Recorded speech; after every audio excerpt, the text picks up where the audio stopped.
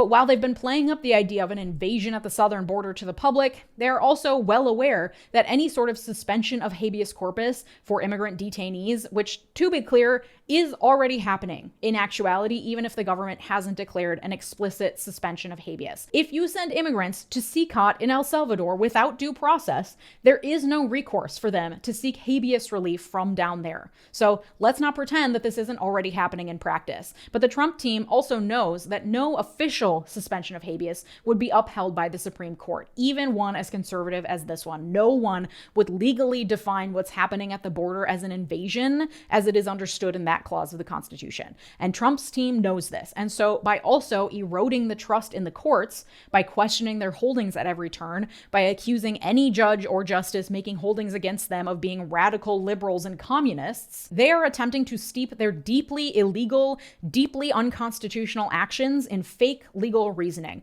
a phenomenon legal scholars Leah Littman and Daniel Deacon recently called legalistic non-compliance in a piece for The Atlantic. In it, they write, "We observed a clear pattern. The administration uses the language of the law as cover to claim that it is complying with court orders when in fact it is not. We call this legalistic noncompliance, a term intended to capture how the administration has deployed an array of specious legal arguments to conceal what is actually pervasive defiance of judicial oversight. It is a powerful strategy as it obscures the substance of what the administration is doing with the soothing language of the law.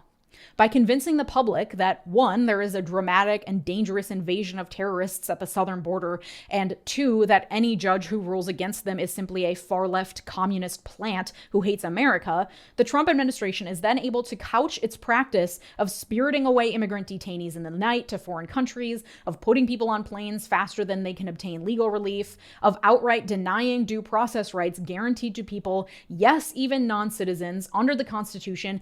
If you're in my comments section saying, but they're not citizens, respectfully shut the fuck up. That doesn't matter. They still get due process. Yes, even if they've committed crimes, the Trump regime is still able to couch all of that blatantly unconstitutional activity in the seemingly legalistic argument that the Constitution grants the right to suspend habeas corpus to Congress, but let's just ignore that, in cases of invasion. This is an invasion. See, it's right there, right in the Constitution. We're just being patriots and protecting America from that invasion through perfectly legal means. And because they're also simultaneously eroding the public education system in this country, very few people have the legal understanding to think otherwise.